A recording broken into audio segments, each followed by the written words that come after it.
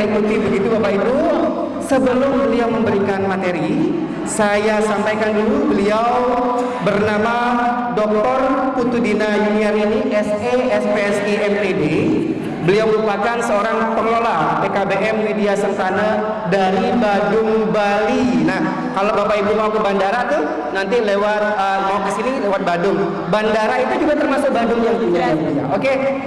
Langsung saja tanpa berlama-lama kita sambut dan kita simak penjelasan dari Bu Dina kepada beliau. Silakan Ibu. Tepuk tangan untuk beliau. Halo, selamat pagi. Kok nggak ada suaranya habis joget-joget? Halo, selamat pagi. Pagi, semangat pagi. Oke? Bapak Ibu selamat pagi. Nanti untuk sesi diskusi kita buka beberapa sesi aja biar agak banyak ada yang bersin-bersin di sini Ibu ya. Ibu kedinginan di sini. Oke, Bapak Ibu, kita mau sampai jam berapa di sesi saya? Jam 11? Udah lewat dong Mbak. Mau jam berapa? Saya mau menyapa dulu Bapak, mohon izin ya, selamat datang di Bali. Kita pernah bertemu di Jakarta. Betul? Oke, yang sebelah sini juga ada yang saya pernah bertemu di Jakarta. Yang lain kita ketemu di Bali. Saya kasih pantun dulu, tadi saya bertanya sama ChatGPT karena nggak bisa pantun, tapi di refleksinya Bu Hervina pantun terus, jadi harus cepet tangannya. Bapak Ibu kalau ada yang pantun jawabannya, oke, coba ke belakang dulu yang ada adik mana ya, coba. Adik cakepnya ikut ya. Nyebrang dari Ketapang ke Gilimanuk, bertemu ombak di Selat Bali. Bapak Ibu selamat datang di Jembrana yang sejuk. Ikut acara Jambore PNFI. Oke, waduh gede banget ya layarnya ya. Bu Ayu, untuk lebih besar layarnya daripada doktoral saya. di Uniksa itu bisa nonton. Bener nggak? Lebih besar layarnya daripada saya. Online aja bisa nggak di sana? Bapak Ibu sudah dapat TV pintar? Sudah? Oke. Tak kenal maka tak sayang, kita kenalan dulu siapa sih sebenarnya saya gitu ya. Tapi sebelumnya saya izin mengucapkan terima kasih kepada Pak Sis sekaligus panitia dari Jambore PNFI yang sudah luar biasa effortnya, usahanya dari setahun, di kantornya Pak Sis kan dari berbulan-bulan, bener nggak Pak? Dari setahun yang lalu menyiapkan acara ini. Enggak. Saya udah melihat itu yang hadir 3.000 orang di tanggal 5, 6, gitu. Pak? Ada yang dari bandara, kemudian ada yang dari nyebrang juga. Gitu. Usahanya teman-teman itu sangat luar biasa sama untuk istri hadir dan bertahan sampai hari ini. Boleh tepuk tangan untuk kita semua? Maksudnya begitu. Tadi saya maunya ada ice breaking, tapi ice breakingnya saya Ibu rubah kemarin S3 di sana juga? Di pulangnya aja, karena tadi sudah joget-joget bersama. Jadi kalau S2 kan saya tahu ada program itu kan gitu. Jadi Bapak Ibu kalau bisa pakai S3 ice breakingnya nanti untuk mengajar via Zoom atau sama anak-anak yang posisinya mungkin sempit seperti saat ini. Buka kelas di sini. Nanti ya. Terus ada di sesinya Ibu Hervina tadi membahas RPPH gitu ya, atau modul ajar. Sebenarnya saya juga ada di slide-nya sudah saya siapkan. Jadi akhirnya kita gayung bersambut berdua gitu. Bapak Ibu, muka saya memang imut-imut seperti ini, kecil, biologi, tapi Bapak Ibu ada yang tebak biologi murni, usia saya berapa? Mikrobiologi 17, oke. Jadi harus ditanyakan dulu usia, karena biasanya orang-orang ini siapa sih kecil-kecil ngomong di depan gitu ya. Ini orang siapa gitu. Bapak Ibu tadi sudah diperkenalkan oleh moderator. Saya sudah bertukaran kontak juga sama moderator. Kita cek ini dulu pointer, karena ini saya meminjam. Tidak bisa ini Pak slide-nya.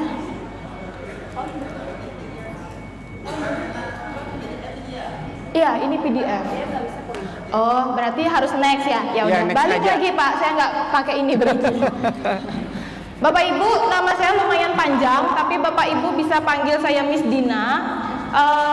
saya itu pengelola PKBM Widya Sentana dari tahun 2012. Jadi baru sebentar di PKBM, kurang lebih 14 tahun, jadi masih remaja, belum 17 tahun, jadi masih anak-anak gitu ya.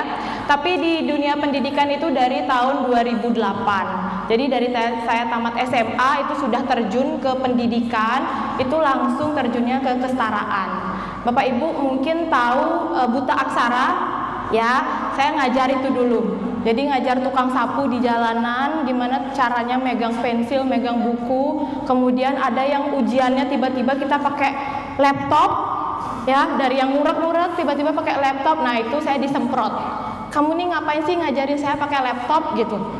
Saya aja yang ngajarin kamu nyapu, saya digituin. Terus akhirnya cerita, Bapak Ibu ini bukan itu untuk saya, tapi untuk Bapak Ibu semua. Saya tidak minta Bapak Ibu pinter ngetik, enggak. Yang saya mau Bapak Ibu itu belajar membuka laptop. Tergantung dosennya paling. Bener nggak? Seumuran Bapak Ibu gitu ya, bukan seumuran saya. Seumuran Bapak Ibu dikasih barang baru digital, mungkin panik nggak? administrasinya harus ke sana kali ya. Bisanya megang handphone, ya kan? SMS, rencana chat, begitu. terus tiba-tiba ada WhatsApp. Bener nggak? Dulu ya, kan adanya cuma telepon sama SMS. Nah sama, saya terjunnya dari yang ANBK dulu atau UPK-nya murah-murah pakai kertas, terus berubah jadi digital. Itu lumayan pas. Ya, pasti mau ngomong begitu. Bapak Ibu, saya S1-nya psikologi. Saya mikirnya S2, juga S3 saya di Undiksa di Ibu Hervina, tapi jurusannya manajemen pendidikan. Jadi memang serius tinggi begitu juga, menekuni terkait non formal ini. Jadi penelitian saya, disertasi, tesis, skripsi semua tentang non formal. Kemarin Bapak Ibu mau searching nama saya di Google, isinya non formal semua. Istri di mana satu? Itu yang di atas, jadi, fotonya Bapak Ibu bisa tebak yang mana saya. Kenapa kemarin memutuskan mengambil murni begitu konsentrasinya? Oke. Itu saya yang berharap ketika mengajar ada update. Itu adalah murid-murid saya. Jadi selain materi, saya baru kalau kita di datang dari pendidikan itu kan paling Malaysia, 50-50 itu ya, sama murid-murid ada yang disabilitas, jadi supaya saya ajak juga. Materi kita murninya lebih dalam, apalagi kelas 12 itu kan materinya mendalam sekali. Yang berangkat, ya Bapak Ibu. Jadi non formal itu bisa ke internasional, ya. Makanya jadi, kemarin Bapak Ibu bisa searching, saya benar-benar konsen di non formal. Saya membuktikannya dengan apa? Mengambil ilmu pendidikannya lagi supaya ngajarnya lebih enak. Gitu. Padahal kan kita yang mengatasi segala permasalahan, bener nggak? Ada yang merit by accident, ada yang hamil tiba-tiba anaknya dioper ke PKBM. Barengan. Ada yang tiba-tiba nggak mau sekolah, PKBM. Beliau di sana juga. Benar? Ada yang nggak punya uang, ke kita juga, ya kan? Terus kitanya dipatok dengan apa? Usia, BOSP. Oke, Bapak Ibu, kami mendapatkan, kami menjadi ambasador di Bali untuk Global World Summit. Bapak Ibu tahu sendiri, kemarin mungkin pernah dengar Bali itu banjir, banyak sampah masalahnya. Nah, kami menyuarakan itu. Jadi murid-murid kami menyuarakan itu. Apa sih yang membuat kami gitu ya, saya di sini bukan bermaksud menggurui, tapi mau memberikan inspirasi ke Bapak Ibu kembali ke daerah bahwa non formal itu bisa. Jadi Bapak Ibu jangan minder, berkecil hati. Kita fokus saja di jalan kebenaran kita itu bisa kok. Gitu. Bapak Ibu ini hanya sekedar sharing, semoga menginspirasi. Nanti akan banyak tanya jawab, silahkan. Saya praktek baiknya dari pembelajaran mendalam tadi. Miss, itu kok muridnya muda-muda semua ya? Coba begini, jangan berkecil ke Pak hati. Ian ya, Pak Ian ya, soalnya beliau yang ngurusin itu. Ini CV, kalau Bapak Ibu mau lihat CV siapa saya. Sama-sama. Sama-sama Bu Hervina, tapi mungkin saya lebih duluan sama Bu Hervina ya. Karena kemarin itu saya lolos narasumber nasional pembelajaran mendalam dan saya belajar langsung ke Australia di Adelaide. Jadi dari 281 boleh tepuk tangan dulu biar olahraga. Dari 281 trainer atau pelatih yang melatih Bapak Ibu di daerah gitu ya, fasilitator PM pembelajaran mendalam itu diseleksi lagi. Nah, seleksi lagi, kemudian yang Bali itu diwakili oleh saya satu-satunya. Apa yang saya suarakan? Tetap PNS. Itu. Jadi saya bilang bahwa kenapa kamu perlu, atau pertanyaan wawancara, kan ada wawancara membuat esai. Kenapa kamu perlu kami ajak untuk belajar langsung ke Adelaide? Saya jawab, karena saya ingin orang-orang itu tahu pendidikan non formal itu apa. Banyak nggak sebenarnya miskonsepsi di lapangan tentang PNF? Banyak kan? Kitalah sebenarnya pejuang-pejuang pergerakan PNFI ini yang menyuarakan PNF itu apa. Itulah yang saya bawa, saya bilang bahwa saya ingin orang lain tuh tahu. Kami itu bukan jalan terakhir, jalan pintas untuk pendidikan yang dipilih di Indonesia, tapi kami merupakan solusi juga. Kita bisa bersaing sekarang dengan formal. Itu ya Bapak Ibu. Jadi kemarin berangkat ke Australia di Adelaide itu selama 1,5 bulan belajar tentang pembelajaran mendalam. Dan terakhir itu sama Singapura, saya merupakan coach dari growth mindset. Gimana? Jadi pembelajaran mendalam ini sebenarnya dimulai Mas dari Fawaid, growth nanti kita kabarin mindset. dah beliau. Kalau saya tanya, Yang ambil foto kegiatan hari aja. ini hari apa? Pak Fawaid. Iya. Foto Hari ibunya. Minggu. Ambil foto Tanggal ibunya. berapa? Oh, kirim ke Pak Sis. Tanggal Sudah di 8. Pak Sis katanya. Itu adalah salah satu penerapan Tadi- dari tadi tak pembelajaran kabarin. mendalam. Bapak Ibu Atau- sudah sadar, Bapak Ibu ada di Ya, sini. nanti ke saya aja. Jadi tidak yang susah-susah. Apa Kirim sih ke saya PM foto itu yang enggak. tadi, Jadi foto sederhana. Bapak Ibu ngapain di sini? Bapak Ibu sadar. Gitu. Ada beberapa buku yang sudah saya buat. Itu yang Bu untuk Ayu tuh non formal minta ada foto. 150 alasan Kirim ke kenapa saya. memilih Kirimkan katanya ke Pak Sis. sekolah di pendidikan Bukan non foto formal. saya, Nanti tapi ada fotonya bukunya beliau. di belakang. Iya. Next. Iya, thank you. Next lagi, ini sudah Mbak Hervina dibabat habis PM. Bapak Ibu, kalau saya itu sekolahnya lebih menekankan 4 hal ini. Tadi Mbak Hervina Sanjayanti gitu ya? Bener ya? Hervina apa Sanjayanti? Hervina Sanjayanti kan? Sanjayanti, kalau saya lebih ke 4 ini. Jadi visi misi, karakteristik, layanan, dan digitalisasi sekolah. Sekolah saya akreditasinya A, Bapak Ibu. Kemarin ada peserta di sini dari Manado, Sulawesi, Ibu Keti, itu juga udah pernah studi tiru ke kami, studi banding.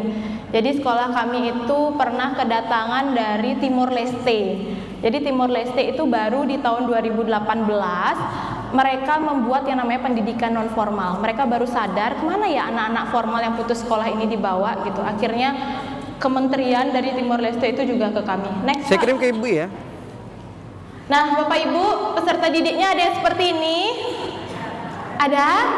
Di awal saya kasih yang muda-muda dulu biar melek. Wah, ini mah karena pengelolanya muda, peserta didiknya muda, bener nggak? Jangan berkecil hati. Ada kok yang hamil. Itu yang hamil 2, Bapak Ibu ujiannya barengan. Sudah saya kirim, Ibu. Nah, itu bukti foto kalau saya Di sana ngajarin ada bawa videonya, Pak laptop Sahabat. tuh kayak gitu. Mereka tuh sampai bingung ini yang kalau orang Bali bilang yang mana dipencet itu, yang mana dicelek-celek gitu, yang mana dipencet-pencet gitu. Mereka bingung. Peserta didik saya Astukara gitu ya, puji Tuhan, dari tahun ke tahun selama saya mengelola gitu, itu mengalami peningkatan. Jadi saya generasi kedua yang mengelola Widya Sentana ini. Bapak Ibu, ada yang jumlah peserta didiknya 10 aja di sini angkat tangan? 20? 30? 100? Wih, ada yang 100. 200? 150? 100, 200, 150, 300? Banyak banget ya Pak. 350? 400? Enggak, Bapak enggak ngata. 450? Kayak ajang lelang saya. Bapak Ibu, 450. Oke, 500? Enggak angkat tangan. 550? Ibu 500 apa 550? Mantap. 600?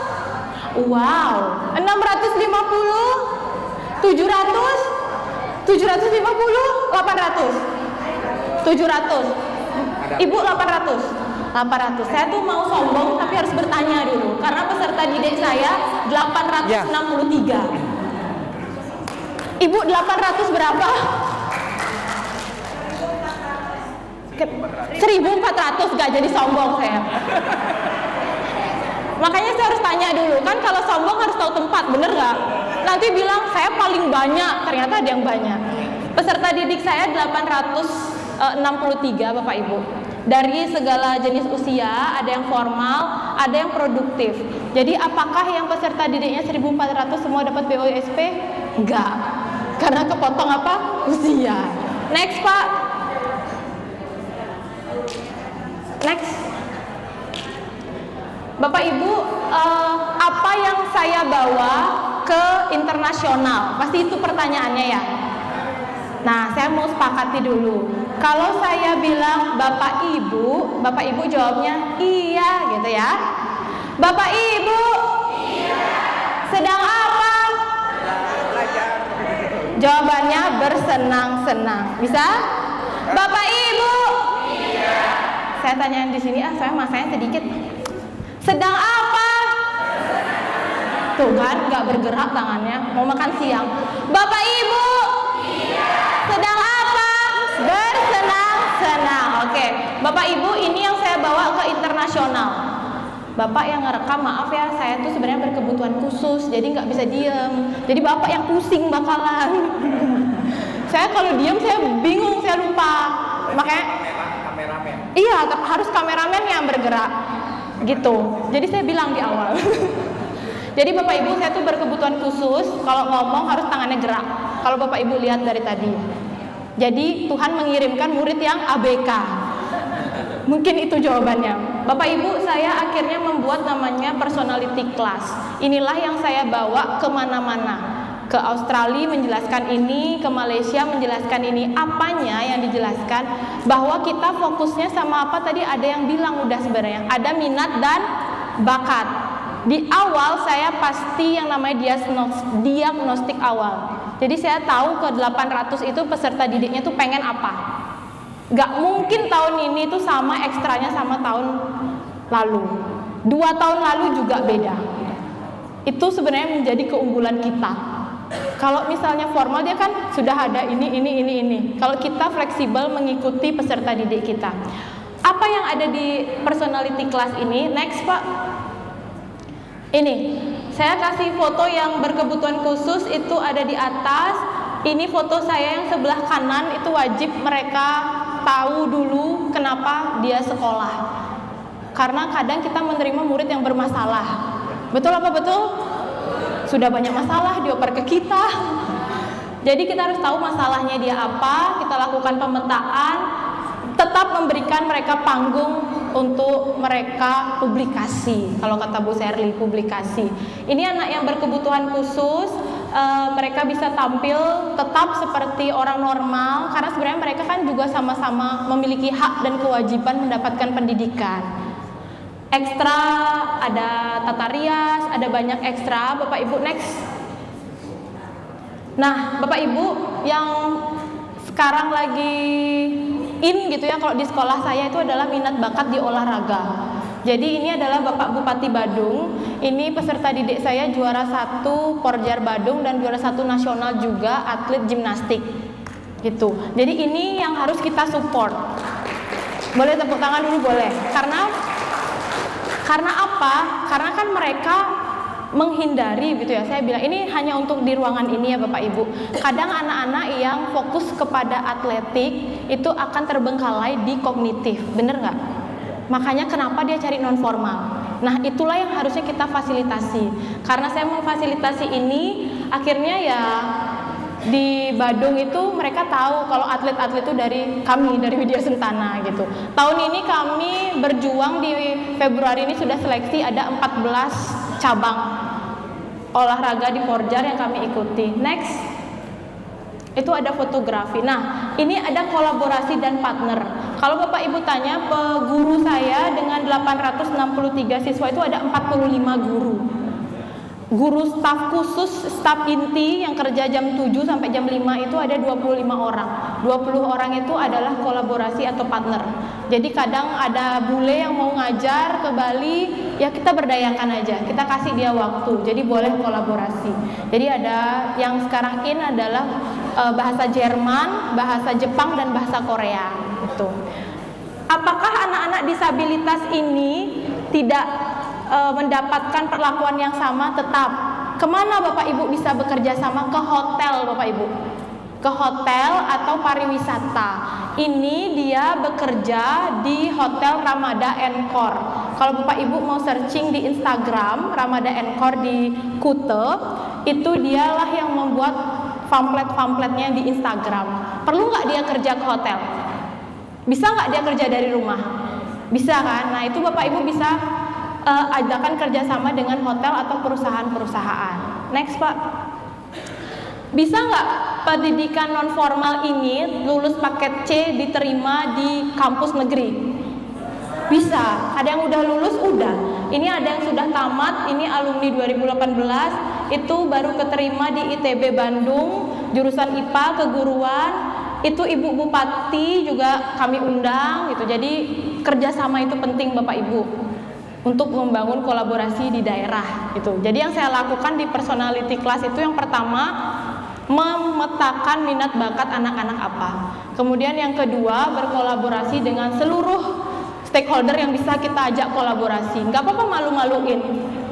Jangan malu-maluinnya yang nggak penting, tapi yang penting buat orang banyak gitu. Next. Praktik baiknya karena kemarin ini sebenarnya udah foto di 2000 habis Covid langsung terjun ke sini untuk cara memilah sampah. Jadi kalau kami itu udah belajar memilah sampah udah dari lama, dari sebelum ada isu tentang sampah di Bali gitu Bapak Ibu. Next. Nah, ini Bapak Ibu, penghargaan saya di internasional, kemarin saya dapat di Malaysia, itu ada 2 penghargaan. Yang sebelah kiri, karena saya mengajak anak-anak, itu ada mendapatkan Global World Summit. Jadi anak-anak kami menjadi ambasador sustainability atau keberlangsungan, baik tentang listrik, tentang sampah, tentang pendidikan, itu di Malaysia. Dan selanjutnya juga kami mendapatkan award di World School Summit, itu diselenggarakan di 38 negara. Itu kemarin yang hadir paling jauh dari UK, Afrika. Kalau saya di Widya Sentana menerima Best School with the Holistic Education. Jadi kita PKBM itu punya menyeluruh, bener nggak? Paket A, B, C. Kepala sekolahnya berapa Bapak Ibu? 1. Ya kan? Kalau SD kepala sekolahnya beda, SMP beda, SMA beda. Kita berapa? 1. Itulah holistik integratif sebenarnya. Tergantung Bapak Ibu mengemas secara esai tadi. Jadi paparan saya ini semua yang saya bawa ke internasional. Jadi bukan tulisan, detail enggak, foto. Karena dokumentasi itu penting. Itu. Next. Kami mendapatkan 4 penghargaan yang di Global Goal Summit ini. Ada paling muda berdampak Ambassador 2026, Honorable Delegate. Kami juga mendapatkan top 75 dunia untuk SDGs Academy Presenter. Jadi mereka ngomong 1 menit pakai waktu, itulah yang kita ajarkan. Bagaimana mereka ngomong 1 menit to the point. Kita kan kadang Indonesia ngomongnya, saya dikasih ngomong 1 jam bisa 1,5 jam, kayak jam karet, bener nggak? Ya, itu yang kalau di luar negeri waktu itu penting. Jadi yang kita latih di sekolah di personality ini adalah public speaking dan kepercayaan diri. Jadi yang pertama dilakukan adalah memotivasi siswanya. Kamu bisa, kalau kamu juara itu bonus. Saya nggak pernah minta murid saya juara 1, enggak. Saya minta dia berproses, gitu. Bapak Ibu, ini kenapa bisa dapat 4 ini dan top, kita juga dapat namanya top berkelompok gitu ya. Jadi berkelompok ini menang gitu kalau ngomong, karena itu saya didik mereka 1 menit kamu harus bisa mau ngomong apa. Kita tuh nggak perlu sebenarnya memperkenalkan nama saya Dina, saya dari sini sih enggak. Gitu. Jadi saya pengen di Bali atau di sekolah saya memasukkan kurikulum terkait sustainability ini supaya dunia tahu bla bla bla 1 menit selesai. Dan kita menang itu kemarin. Next. Ini hasil karya Bapak Ibu bisa dapatkan di online. Ini buku-buku kami. Jadi setiap tahun itu wajib ada buku dari peserta didik kita. Jadi yang pertama saya cuma memulai untuk membuat 150 alasan kenapa memilih pendidikan non formal, tapi selebihnya apa yang saya bentuk? OSIS. Bapak Ibu punya OSIS enggak di PKBM-nya? Enggak kan? Kita buat, kita ikutin aja itu formal. Gitu. Jadi kita sudah tahu minat bakat muridnya apa, itulah yang kita rekrut biar keren. Branding. Nah, tadi Mbak Hervina bahas apa? Branding. Kita yang membranding dia. Yuk, saya mau buat OSIS, mau nggak? Tugasnya apa? Buat buku. Nanti namamu ada di sana, kamu mencetak buku. Bangga nggak muridnya? Gitu. Ya, Bapak Ibu, ini tahun 2025. Tahun ini sedang berlangsung. Nanti biasanya kami itu di ujian akhir dia harus membuat 1 tulisan. Nah, kalau Bapak Ibu, sederhananya saya mau menitipkan pesan buat Bapak Ibu kembali ke sekolah supaya tidak susah. Bapak Ibu bisa memulai dari diri sendiri. Anak-anak diajak menulis surat untuk dirinya di masa depan atau di masa lalu yang sudah dia lakukan di sekolah Bapak Ibu. Jadi tahun ini buku kami judulnya Surat untuk Diri Sendiri, isinya sesederhana itu. Jangan yang susah-susah Bapak Ibu. Gitu ya. Next. Ini contoh rencana pembelajaran modul ajar. Memang slide-nya ada Mbok Her, ternyata Mbok Hervina membahas ini, jadi gayung bersambut. Nanti sebenarnya kami berdua ini adalah menginisiasi webinar-webinar kesetaraan yang di Bali. Jadi Bapak Ibu nanti boleh ikut, akan membahas ini banyak. Ayo foto 1, 2, 3 sebelum di next. Padahal bisa di AI. Oke, ini contohnya modul ajar Bahasa Indonesia fase F. Next. Ini Bapak Ibu tadi kan ada 4 lingkaran yang ada di PM. Ini pengimplementasiannya. Next lagi. Oke, ini penilaian. Jadi yang terpenting adalah penilaian. Bapak Ibu harus dinilai dari awal proses sama akhir. Kadang yang kita nilai itu biasanya di akhir aja, anaknya bisa apa enggak. Ya kan, bener nggak? Kalau saya enggak, saya prosesnya yang saya nilai. Hasil akhirnya apa? Suruh buat surat cinta aja buat gurunya. Nanti dibukuin. Ibunya langsung ketawa, nggak bersin-bersin lagi ya Bu. Next. Bapak Ibu, sekian dari saya. Terima kasih atas kesempatannya. Mohon maaf mengganggu waktunya di hari Minggu. Mungkin ada yang mau jalan-jalan di Jembrana gitu kan ya. Saya mau cerita sedikit lagi aja. Saya tuh ke Jembrana terakhir tahun mana ya? Mantan pacar saya ikut ke sini sebenarnya. Saya terakhir di sini pacaran di tahun 2000 berapa ya? 2013. Jadi kami sama-sama satu universitas di Udayana S1.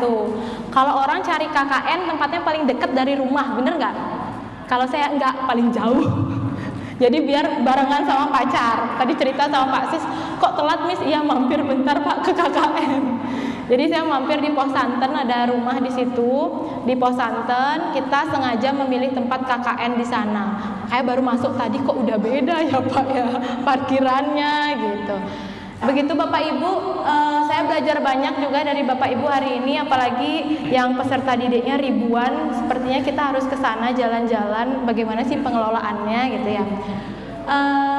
Kalau Bapak Ibu mau temenan, boleh di Instagram. Bapak Ibu ada yang pakai Instagram nggak? Pakai nggak? Mau cari followers dong, follow dong. Bapak Ibu boleh follow saya. Kalau ada yang bermanfaat silakan diambil. Kalau ada, terima kasih ya Bapak. Nanti saya ada hadiah buat yang follow loh. Ya. Bapak Ibu bisa melihat postingan-postingan kami terkait dengan pendidikan non formal. Semoga bermanfaat. Silakan di follow. Terima kasih. Mana ininya moderatornya? Wow, tepuk tangan yang meriah dong. Luar biasa. Ya, Miss Dina. Ya, luar biasa. Sekali lagi yang semangat Bapak Ibu. Halo. Hai. Halo. Lambaikan tangan Anda. Wah, luar biasa untuk kita semua.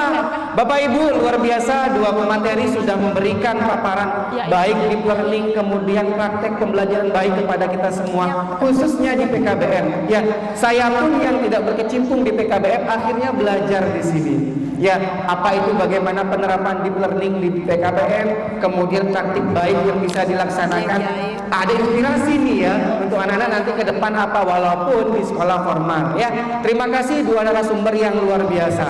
Ya, tentu sudah banyak sekali Bapak Ibu yang memiliki pertanyaan untuk kedua narasumber kita. Yang pertama akan saya buka terlebih dahulu sesi diskusi. Untuk sesi 1 kita buka 2 pertanyaan. Kami mohon untuk panitia bisa bantu untuk Bapak Ibu yang bertanya bisa diberikan mikrofonnya. Sesi 1 kita buka 2 pertanyaan, silakan. Bapak yang ada di Bapak yang ada di pojok. Oke.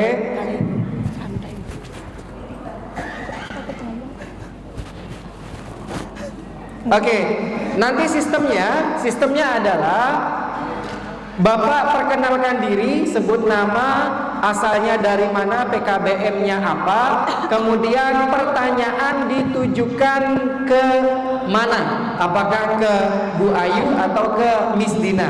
Bisa dipahami Pak Ibu? Oke, silakan Bapak. Assalamualaikum warahmatullahi wabarakatuh. Waalaikumsalam warahmatullahi wabarakatuh. Alhamdulillah hari ini kami ketemu dengan narasumber yang luar biasa, menginspirasi dan memotivasi kami khususnya tadi masalah pembelajaran adalah dan seterusnya praktek. Kami adalah dari PKBM Laki Lokal Kabupaten Tapin, Provinsi Kalimantan Selatan. Alhamdulillah jumlah muridnya 1.400 orang. Wow, tepuk tangan dong untuk bapaknya. Luar biasa ya. Makanya kami membawa anggota ada 10 orang, hasil dari upaya menabung mandiri. Jadi tidak ada biaya dari pemerintah 1 rupiah pun. Sama Pak. Alhamdulillah rekan-rekan perhatikan perjuangan sama, memuliakan diri sendiri dan tidak terikat dengan apresiasi manapun, politik maupun budaya. Jadi harus mandiri. Nah, kita bersama dengan apa yang disampaikan oleh Bu Dina, bahwa perkembangan PKBM semestinya dimulai dengan nilai kemandirian. Alhamdulillah itu sudah bisa ditentukan dan kami tentu berkiblat ya Allah. Karena nanti saya langsung follow di media supaya nanti banyak pembelajaran yang akan dari sana. Dan yang kami pahami bahwa kami sendiri sebenarnya di Kabupaten Tapin punya niat untuk mengembangkan di semua sektor, karena kami adalah pusat kegiatan belajar masyarakat. Yang namanya pusat kegiatan belajar masyarakat, tapi alhamdulillah belum sampai ke bawah negeri. Hanya sisi di internal wilayah. Kemarin kami bekerjasama dengan beberapa desa, yaitu membantu desa untuk membuat RKB ketahanan pangan. Dana desa. Jadi ada 2 kecamatan sekitar 22 desa bekerja sama dengan PKBM kami dalam rangka mengikutkan atau mengaspirasi yang Ibu Dina sampaikan, bahwa setiap orang adalah guru, setiap orang bersekolah. Jadi desa itu boleh sekolah ke PKBM. Boleh. Dari 22 desa yang kami bina, karena kemarin mereka mendapatkan belum memenuhi keinginan bagaimana cara menilai rancangan dan belajar ketahanan yang katanya 20% dari paku desa itu adalah untuk meningkatkan ketahanan pangan desa. Nah, disitulah kami ambil posisi untuk ikut serta menilai kelayakan usaha. Usaha itu kalau sudah diverifikasi oleh PKBM, maka oleh pemerintah baru dicairkan dananya. Itu satu hal yang dilakukan alhamdulillah di wilayah sendiri. Karena oleh pemerintah itu depan saya pikir PKBM ini sudah punya potensi yang luar biasa. Karena posisi di desa di mana kita makan dan kerjasama dengan desa itu sangat penting. Nah, dalam proses pembelajaran mendalam, ya alhamdulillah kami beberapa kali mengatakan baik di tingkat PKBM-nya maupun di tingkat kabupatennya maupun di tingkat provinsinya, kita sudah ikut serta untuk melakukan, memahami dan melaksanakan namanya pembelajaran mendalam. Nah, mungkin posisi kami tadi seperti yang disampaikan rekan-rekan dari PKBM lain, posisinya mungkin 11-12 kebayang itu narasumber pertama disampaikan. Sehingga dengan ini kami mungkin minta penjelasan lebih jauh bagaimana cara memotivasi anak didik, karena kebetulan anak didik kami yang di dunia yang sering kooperatif itu memang kami bekerjasama dengan kelompok pesantren profesional. Selebihnya juga ada yang di luar pesantren, juga ada yang sedang itu. Nah, yang akan dikatakan mohon bantuan untuk bagaimana cara memotivasi masyarakat atau warga belajar yang tadi untuk tetap melaksanakan pemilihan Motivasi ya? sehingga bisa membawa tingkatan internasional. Mungkin itu Ke saya dong. ini dengan penjelasan tadi, dan terima kasih atas informasi yang Anda sampaikan. Alhamdulillah. Tepuk tangan dong untuk bapaknya. Langsung ditanggapi Bapak Ibu G, langsung ditanggapi. Ya, saya ringkas dari pertanyaan Bapak, bagaimana cara memotivasi. Ya, ini pertanyaannya ke Miss Dina Bapak G. Ke Miss Dina, oke. Bagaimana cara memotivasi baik itu warga belajar maupun masyarakat yang di sekitar sana terkait dengan semangat program-program yang dimiliki oleh PKBM. Silakan Miss Dina. Baik, terima kasih Pak atas pertanyaannya, luar biasa, panjang kali lebar. Kalau saya mau menjawabnya singkat boleh nggak Pak? Ini ya tadi Mbak ya. Oke, Bapak bagaimana caranya memotivasi? Jadi kita harus tahu dulu motivasi itu ada dua. Sebenarnya ini ada di penelitian saya yang Nanti sesi 2 Pak G. Ke satu di Oke, S1 ya berarti ya. S1 itu terkait motivasi. Jadi penelitian saya itu bagaimana sih sebenarnya motivasi tutornya dulu nih saya bahas. Bagaimana caranya tutor mau semangat mengajar di PNF. Padahal kita tahu sendiri, Bapak Ibu kita setengah sadar kan ada fungsi kita sama sebagai guru gitu kan. Tapi kenapa sih akhirnya tutor itu mau full hatinya mengajar, itu dulu. Bapak Ibu, kalau pertanyaannya bagaimana cara memotivasi siswa, saya akan kembalikan ke Bapak Ibu bagaimana caranya Bapak Ibu membangun motivasi dirinya Bapak Ibu. Karena bagaimana kita memberdayakan diri kita itu akan terasa oleh anak-anak kita. Nah, perjalanan menjawab ini pun saya temukan seiring berjalannya waktu dari 2008 itu. Jadi ternyata kalau kita tidak menaruh hati full di PNF, setengah-setengah, ngajarnya pun setengah-setengah. Terus anak didik kita pun ke sekolah juga setengah-setengah. Jadi sebenarnya bukan bagaimana cara memotivasi siswanya, kalau dari saya Pak personal, bagaimana cara kita meyakinkan diri kita itu. Bapak Ibu, bagaimana caranya meyakinkan diri? Satu, kita ini mengabdi. Di sisa hidup kita nggak tahu kontraknya sampai kapan gitu ya. Sampai mana Tuhan memberikan kontrak hidup, disitulah kita harus berbuat baik. Kalau saya sih punya visi misi itu ya, dimana saya diperlukan, saya memberikan banyak manfaat dan berdampak pada orang, baik itu positif gitu ya. Di sana akan saya full memberikan informasi, itu Bapak Ibu. Jadi yang pertama motivasi intrinsik dulu. Kalau saya itu full benar-benar menaruh hati ke PNF ini, karena kemana sih anak-anak yang putus sekolah itu akan mendapatkan jalan yang lebih baik kalau nggak kita yang menyelamatkan. Biarkanlah orang di luar sana bilang, kalau jadi tutor kan nggak diakui atau apa, terserah. Ini bukan masalah uang, walaupun uang itu penting gitu ya Bapak Ibu, tapi lebih ke pahala yang kita pupuk sekarang itu.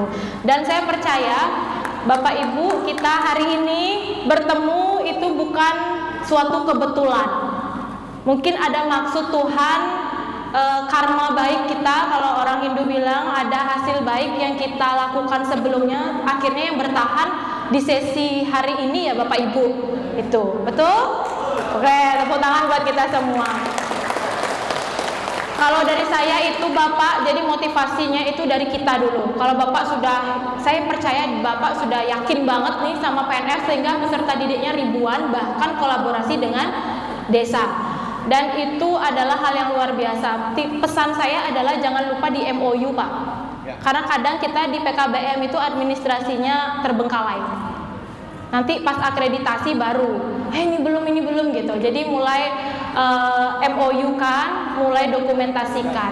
Ada kalimat ampuh kalau saya boleh spill gitu ya, yang saya bilang ke murid agar dia mau sekolah adalah, kamu kalau mau bolos bilang sama saya. Udah gitu aja. Karena di sekolah formal kan nggak boleh bilang gitu. Bener?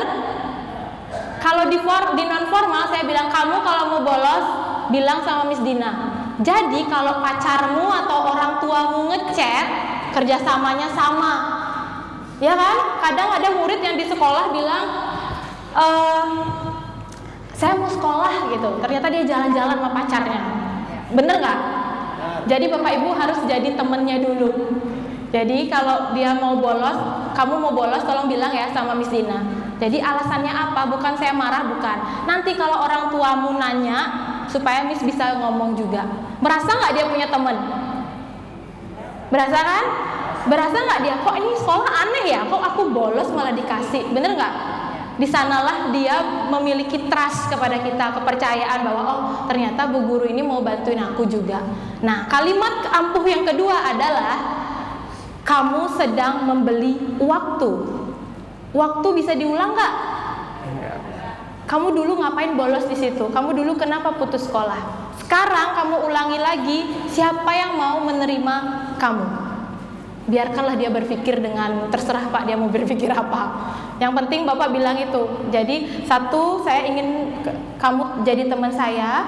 Kemudian yang kedua, kamu sedang membeli waktu. Kalau kamu ulangi lagi kesalahan kamu nggak akan jadi apa-apa. Dan yang ketiga, yang orang seneng nih Pak, murid-murid seneng, saya percaya kamu sukses bersama saya. Bener nggak? Langsung dia, ada yang percaya aku sukses padahal aku putus sekolah gitu kan. Padahal kita juga nggak tahu kesuksesannya dia, mungkin menjadi kepala dinas, menjadi apa yang lain sebagainya, atau dia sukses membangun rumah tangga karena dia hamil ke sekolah. Bener nggak? Itu dijelasin juga. Kamu putus sekolah, temanmu belum nikah, kamu dapat bonus anak. Belum tentu semua orang diberikan kepercayaan. Ya kan Bapak Ibu? Kadang saya di sekolah itu ya, orang tuanya sudah memaki anaknya baik-baik. Jadi kita sebenarnya cuma jadi pendengar. Yang saya bilang 3 tadi, balikin ke orang tuanya. Bapak tuh dapat rezeki loh. Ini udah mau anaknya sekolah, malah Bapak marahin. Bener nggak? Karena orang tua maunya anaknya dimarah. Ya, betul? Kamu sih nggak punya pendidikan, udah hamil ini biasanya banyak gitu ya Pak ya. Ya itu kita balikin. Bapak tuh punya hal yang lebih loh. Kita membalikkan yang negatif tadi. Kalau kenapa ya bisa ngomong seperti ini? Karena saya rajin baca buku dulu SMP. Ternyata pemerintahan sekarang memulai dengan growth mindset. Jadi merubah yang negatif itu menjadi yang positif. Itu Pak, jadi menanamkan motivasinya dari yang jelek-jelek kita rubahlah. Padahal maksud kita sama itu. Jadi motivasinya gimana? 3 tadi ya Pak. Jadiin temen dulu. Kemudian yang kedua, ingetin waktu. Kamu emang tahu kamu mati kapan? Tanya itu aja. Nggak tahu kan? Ya udah lulus dulu nanti sukses sama saya gitu. Terima kasih Pak. Oke, tepuk tangan untuk Miss Dina, luar biasa. Ya, penjelasan sangat memotivasi sekali. Mungkin Bu Ayu mau menambahkan, silakan Ibu. Oke, luar biasa yang disampaikan oleh Miss Dina tadi. Tadi Miss Dina melihatnya dari perspektif tutornya, gurunya. Tapi kalau saya mungkin menambahkan sedikit, saya setuju yang disampaikan Miss Dina. Tapi saya ingin menambahkan dari kacamata siswanya ya. Karena prinsip dari pendidikan formal itu ada 3 ya. Ada 3M. Ada mengawali, mengiringi, mendahului. Mengawali itu adalah kita lebih awal dari pendidikan formal. Contoh, misalkan pada saat COVID itu kan kita sudah jauh dari awal lebih dulu kita memanfaatkan teknologi jarak jauh kan. waktu zaman COVID kita sudah berubah gitu, kita sudah mengawali. Kemudian mengiringi, kita bersama-sama pendidikan formal itu mengiringi, saling menjalani ya, untuk memberikan pendidikan kepada peserta didik. Kemudian yang ketiga adalah mendahului tadi itu adalah apabila ada dengan sigap ya, apabila sudah ada siswa yang putus sekolah di formal, kita langsung lebih mendahulu ya, kita memfasilitasi mereka. Itu 3M.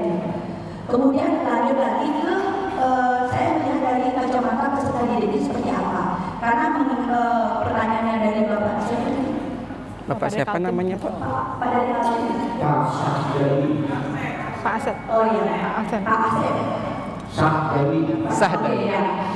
Dari Bapak terima kasih. Bertanya bagaimana cara kita memotivasi siswanya itu sendiri.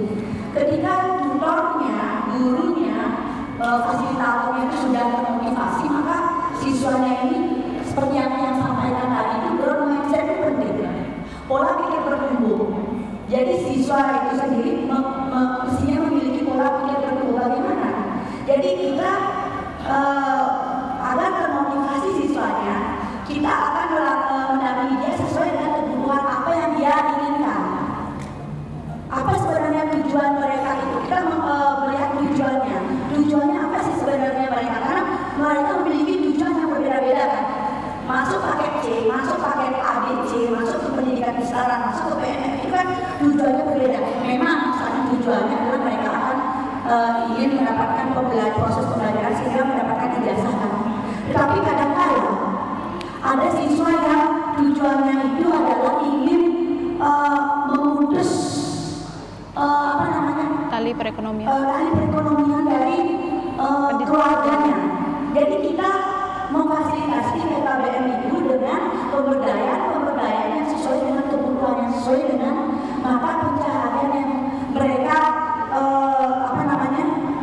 miliki. Contohnya ya di PKBM saya itu siswa yang hanya siswa putus sekolah, tapi kami tidak bisa melanjutkan ke sekolah formal yang jauh dari desa, jauh dari pelosok, di mana mereka itu harus membantu orang tuanya bekerja menganyam untuk menambah penghasilan dari untuk membantu perekonomian keluarga. Tidak hanya usia sekolah, tapi usia-usia yang usia bekerja juga. Jadi kita fasilitasi di PKBM itu, kita fasilitasi berbagai variasikan program pemberdayaan yang sesuai dengan kebutuhan dan mata pencaharian yang ada di sekolah mereka, yang ada di lingkungan mereka. Saya fasilitasi program pemberdayaannya, saya berikan program pemberdayaan menganyam salah satunya. Karena sehingga ketika dia sekolah di siang hari, dia masih tetap bisa mengerjakan pesanan dari customer. Sehingga di pembelajaran ekonomi kita integrasikan dengan pelajaran matematika, pembelajaran IPA, IPS dan sebagainya. Sehingga mereka masukkan produk yang namanya anyaman, kalau di Bali sokasi ya, tempat menaruh persembahyangan, alat persembahyangan itu. Jadi ketika dalam mata pelajaran ekonomi kita integrasikan dengan mata pelajaran yang lain, sehingga kolaborasi query-nya masuk di sana. Oh, mereka pengetahuannya dapat, materinya dapat, teorinya dapat, dan juga menghasilkan produk yang akan mereka pasarkan di kepada customer-customernya. Jadi itu salah satunya. Kita tanyakan kebutuhannya apa. Sehingga kan motivasi. Itu saya buktikan di tahun 2000, dari tahun 2016 sampai sekarang. Motivasi belajar, karena kebetulan saya juga karena menjalankan terdampak perguruan ini, saya juga langsung melaksanakan pendidikan dan pengabdian. Jadi saya didik itu selama 5 tahun berturut-turut, motivasi belajar siswa peserta didik di PKBM saya itu meningkat dengan berbasis dengan memfasilitasinya di proses pembelajaran keterampilan dan pemberdayaan ini. Jadi kita berikan fleksibilitas ke mereka, kita tanyakan permintaan mereka apa, kebutuhan mereka apa, sehingga itu yang akan menjadi pemicu mereka termotivasi. Growth mindset-nya akan muncul di sana. Oh, ternyata belajar di PKBM ini kita selain mendapatkan proses pembelajaran, kita juga mendapatkan skill gitu. Oh, ini juga bisa kita manfaatkan nantinya ke depannya untuk mencari penghidupan. Tujuan dari pendidikan itu kan ada 3. kemudian memaknai hidup, dan juga untuk memanusiakan hidup itu sendiri gitu. Jadi ketiganya itu kan masuk ikut di PKBM, di PNM itu kan masuk, sehingga ketika termotivasi seperti itu siswanya, oh saya akan masuk nih, saya jadi tertarik ini, saya penasaran ini kita akan pemberdayaannya akan dapat apa?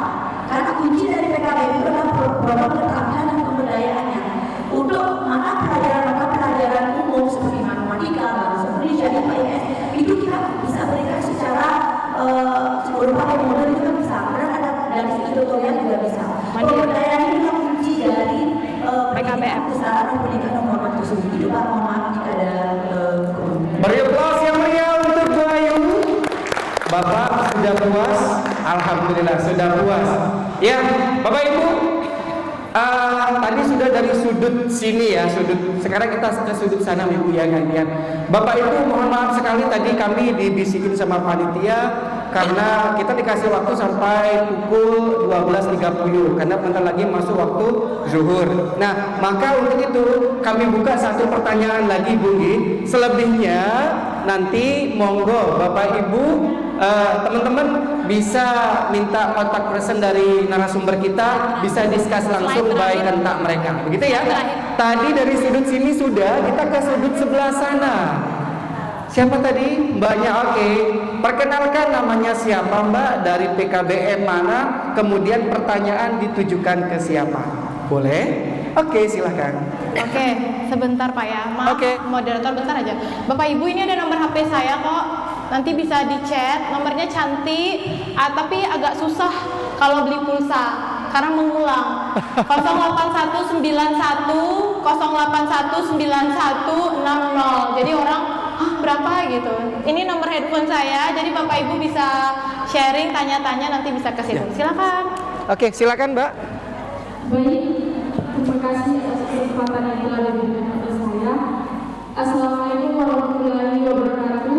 Waalaikumsalam warahmatullahi wabarakatuh. Perkenalkan, saya atas nama Ananda Rahman Anwar, asal dari SKB Kabupaten Bone, Provinsi Sulawesi Selatan. Dikasih ikut SKB ya? Pertanyaan saya, SKB hebat ya kan? PNS. Astaga. Terkait dengan